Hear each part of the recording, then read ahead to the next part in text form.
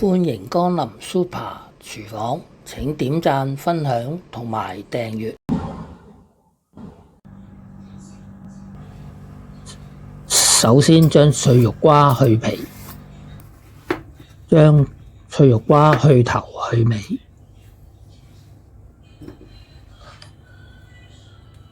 跟住將脆肉瓜切開一條條，再將脆肉瓜切骨牌形。話咁快，啲脆肉瓜已經切好晒啦。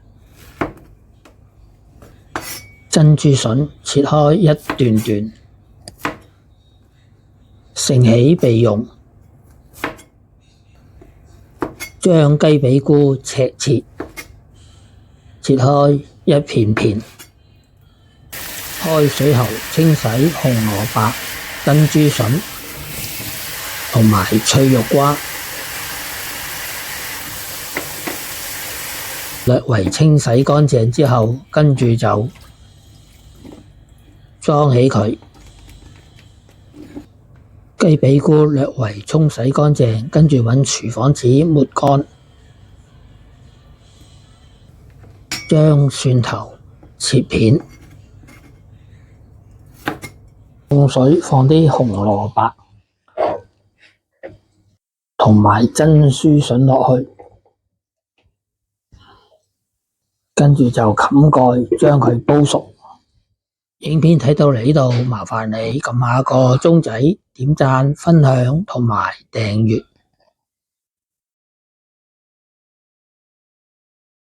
紅蘿蔔同埋珍珠筍已經煲熟咗啦，咁我哋就將佢畢起。脆肉瓜，將佢略為飛一飛水，跟住就可以將佢畢起啦。落油，放入薑片同埋蒜片，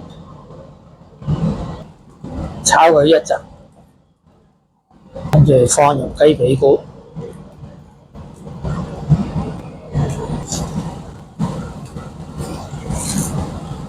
見到啲雞髀菇略為煎到金黃色，跟住就反轉，再煎另外一邊。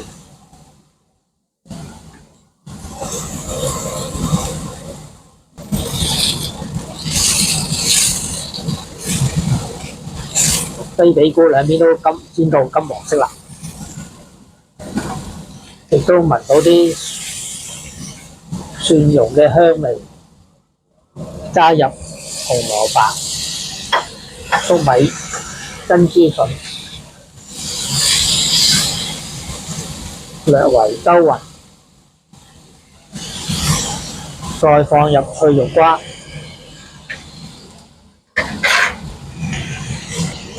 將佢炒勻，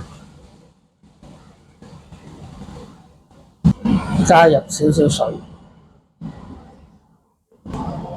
跟住就冚蓋焗佢一陣。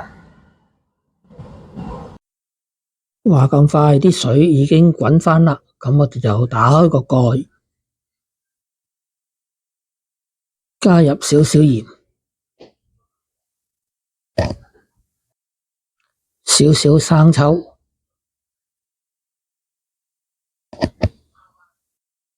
用鑊鏟將佢兜勻，再加入少少嘅黑胡椒，再放入麻油，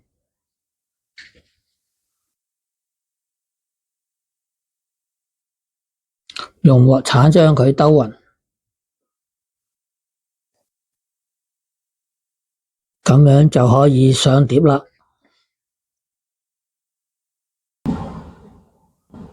一味蒜蓉炒雜菜，咁樣就完成咗啦。睇完片之後，記得畀 like、分享同埋訂閱。